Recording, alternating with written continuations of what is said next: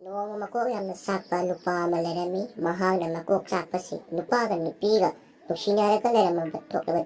makok heda saki aduga mana makok sakpasi pahangi harapati mi amana budas bo hek tawrapati hekta pai magi minsu kok sak haya korami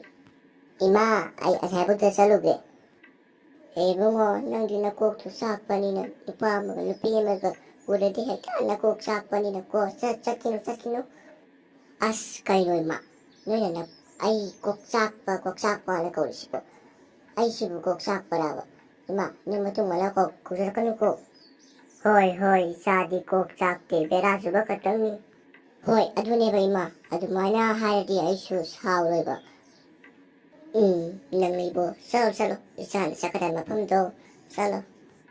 hoy masalage bye bye.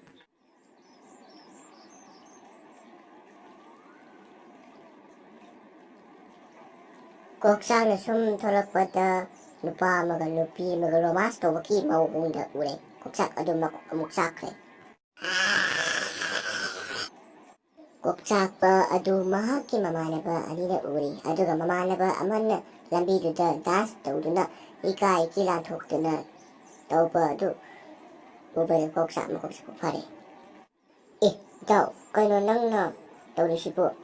lambidaga daska tawraga leramisina as itaw noisidi kaiba khangdehe chasilao nangdi khangdri das tawrise magi khangdri magi damaktani ji khangdri kayon taw nangna murum swalaga layuna chasilao habani ato tasalupa koksagadu kaida muksam tuna tawrisibu magi mamanaba ani amaga magi nusinaba nupi soni aduna khangradi nasanupa adu sopsaniko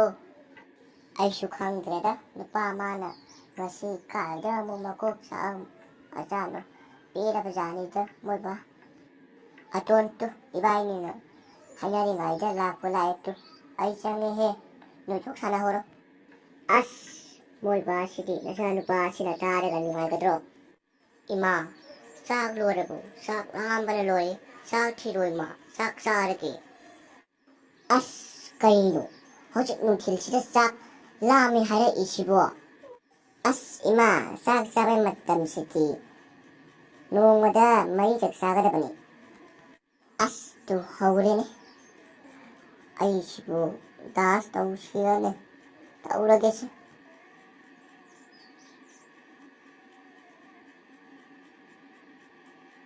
as ima kaino nang saka puthorishina as ima nang sidi pura berani he tati ima nang bu hojik sak sadawraba lore he masaya yuki sak phau piendana hojik su amuk sadune ibungo sak sin nang sage hairaga aingonda mane naisale inline ibungo isak su tawro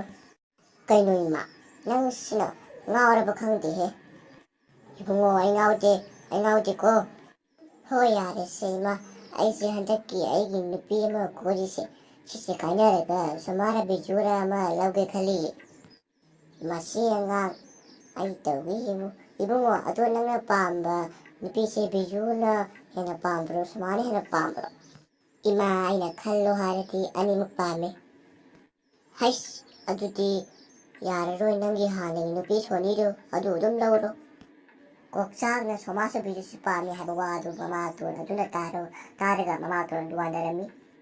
aton wandarabadu kamaina faraki habadu mayam mathangi part 2 da aina aro tawjarage aigi video sibu nungairabadi like subscribe comment and share tawbiramu